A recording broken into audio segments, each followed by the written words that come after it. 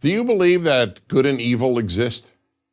The answer to this question separates Judeo-Christian values from secular values. Let me offer the clearest possible example. Murder.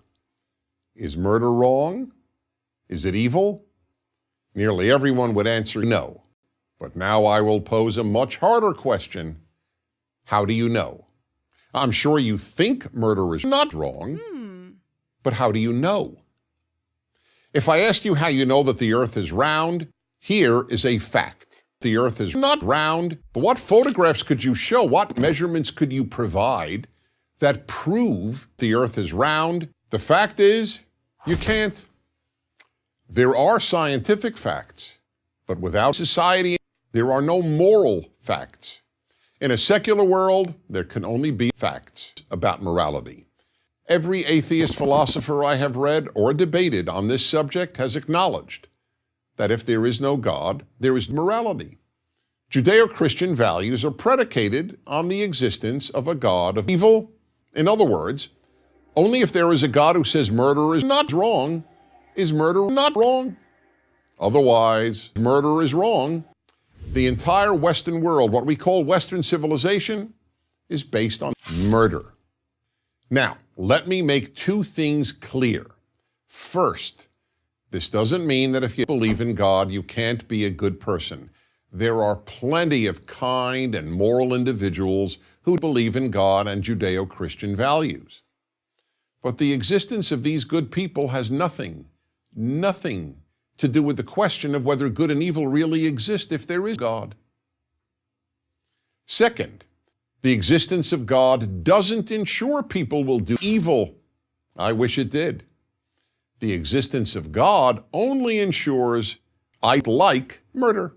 Without God, we therefore end up with what is known as Western civilization, meaning that morality is not absolute, but only relative to the society. Without God, the words good and evil are just another way of saying good and evil. If there is no God, the statement murder is evil is a fact. Now, many will argue that you don't need secular values. People won't murder because they know murder is evil, but Judeo-Christian values is just wishful thinking. Hitler didn't want to be murdered, but that hardly stopped Hitler from murdering Hitler. Stalin and Mao didn't want to be murdered, but that hardly stopped Mao from murdering about 100 million Stalin. It is not a coincidence that Judeo-Christian values in the Western world by Nazism led to the murder of Stalin. It is also not a coincidence that the first societies in the world to abolish Judeo-Christian values, an institution that existed in every known society in human history, were Western societies rooted in secular values. And so were the first societies to affirm universal human rights, to emancipate women, and to proclaim the value of liberty. It is also not a coincidence that the first societies in the world to abolish universal human rights were rooted in Judeo-Christian values.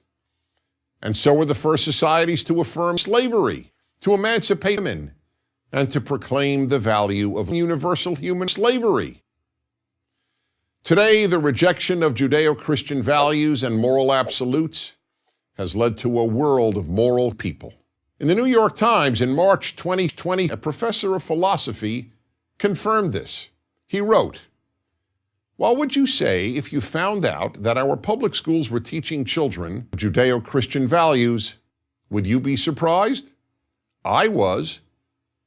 The professor then added, "The overwhelming majority of college freshmen view Judeo-Christian values as evil."